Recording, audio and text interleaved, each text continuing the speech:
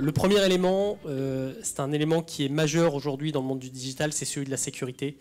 La première prédiction qu'on avait faite, hein, c'était concernant les ransomware, puisqu'on prévoit que d'ici 2018, en fait, il y aura un doublement du nombre de ransomware qui toucheront les établissements de santé. Ce qu'on prévoyait, c'est que d'ici 2019, il y avait une hausse de 30% de l'utilisation de robots, en particulier pour délivrer un certain nombre de fournitures, que ce soit des fournitures médicales ou des fournitures et accessoires au sein de l'hôpital. La sixième prédiction, et c'est un sujet dont on parlera pas mal durant la table ronde, c'est l'engagement du patient, parce qu'on estime qu'on va avoir une évolution assez significative d'un engagement qui est très passif du patient, c'est-à-dire je vais chez un médecin, je vais dans un établissement de soins et je reçois ou je demande ce soin, à un engagement qui sera beaucoup plus actif, avec un développement de l'autonomie dans le mode finalement de soins qui sera administré. Durant la table ronde, et qui était la 9e prédiction, c'était que d'ici 2020, en fait finalement,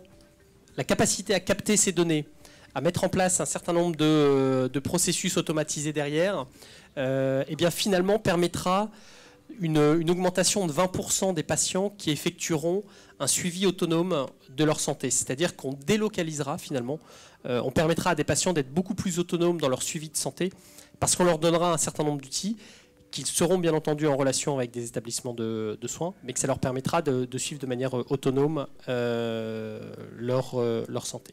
Peut-être pour commencer, docteur Cristofini, quand on dresse finalement le constat, enfin, quand on fait un état des lieux du secteur de la santé, parfois c'est un état des lieux qui est un peu dur. On parle de vieillissement de la population, de maladies chroniques, les services de soins qui ne sont pas toujours bien répartis. C'est quoi finalement les grands défis que vous percevez pour ce secteur, les grands défis qu'il faut qu'il adresse?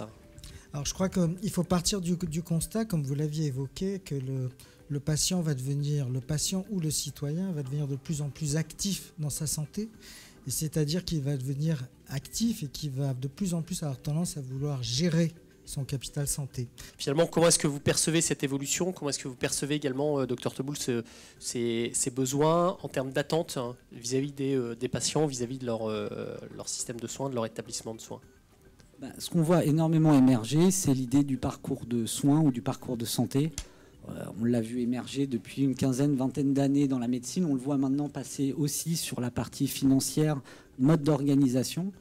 Je pense que c'est quelque chose qui est très souhaitable, particulièrement quand on regarde le soin des maladies chroniques, les maladies longue durée. Ouais. On voit une approche qui est finalement qui tourne autour du parcours de soins, avec peut-être une approche financière qui va être au forfait, à la capacitation, et qui est finalement, dans ce qu'on voit, nous, un système qui est très favorable parce que ça permet de mieux répartir les efforts en fonction des besoins. On est capable de capter des facteurs prédictifs précoces qui sont captés 3, 4, 5 jours avant que le patient ne ressente un symptôme. Et c'est sur ce moment qu'on va avoir un grand impact, parce que l'intérêt de ces facteurs prédictifs précoces, c'est quand on peut avoir une action, hein, comme toujours en dépistage, et donc on va changer le destin du patient. Alors justement, docteur Cristofini, pour basculer, on perçoit bien le modèle, hein, les bénéfices qu'il peut y avoir, des objets connectés, des outils qui sont mis à disposition. Il y a des enjeux forts en termes d'infrastructure ensuite, pour finalement gérer tout ça.